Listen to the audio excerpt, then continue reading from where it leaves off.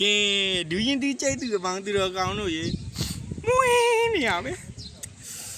စားကြပါအောင်နော်ဘာတိလဲမသိဘူးစားရတာပဲသိရ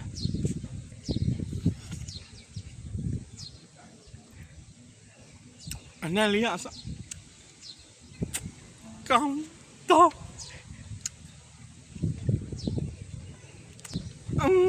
ကောင်းလိုက်တာ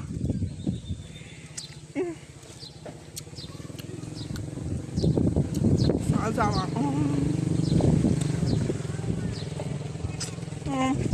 ကောင်းလိုက်တာကောင်းတော့လက်ကလေးပဲနေတယ်ဒီခံပေးနော်ရပါကဆွမ်းငင်သွားရခါမှာပဲရာတွေကိုမမြင်နိုင်တော့မဲ့ရောလေလုံးဝချိုးပြီးတော့လေတော်တော်လေးကိုကောင်းတော့